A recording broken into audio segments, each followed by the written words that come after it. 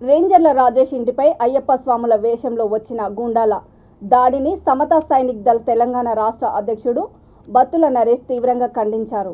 ఖైరతాబాద్ స్ఫూర్తి భవన్లో విలేకరుల సమావేశంలో ఆయన మాట్లాడుతూ రాజేష్ కుటుంబానికి మద్దతుగా అంబేద్కర్ వాదులు, ప్రజాస్వామ్యవాదులు, మేధావులు, విద్యావంతులు, బహుజన సంఘాలు ఈ నెల 26న చలో రేంజర్ల కార్యక్రమానికి లక్షలాదిగా తరలివచ్చి మద్దతు తెలపాలని పిలుపునిచ్చారు.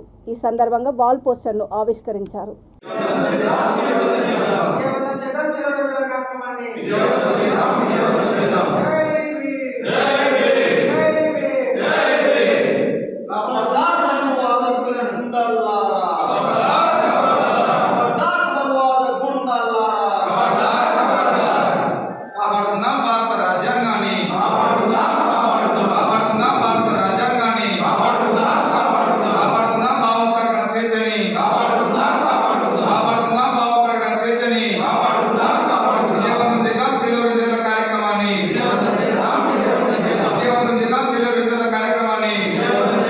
బహుజన యుద్ధ నౌక ప్రజాస్వామ్యవాది రాజ్యాంగాన్ని యువతకు బోధించే వ్యక్తి, వేల సభలలో అనర్గళంగా మాట్లాడే వ్యక్తి రాజేష్ రేంజర్లపై గత నెల 30 తారీఖు నాడు పాశవికంగా దాడి జరిగింది.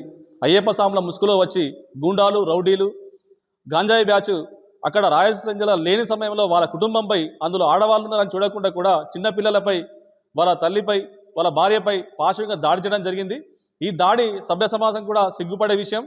ఇది ఒకటి కాదు, తెలంగాణ వ్యాప్తంగా ఈ ముసుగులో, భక్తి ముసుగులో చాలా దాడులు జరుగుతున్నాయి. ఈ గుండాలు, రౌడీలు, ఆర్ఎస్ఎస్, బీజేపీ, విహెచ్పి లాంటి బ్యాచ్ మొత్తం కూడా ఈ దాడులకు దిగజారుతుంది.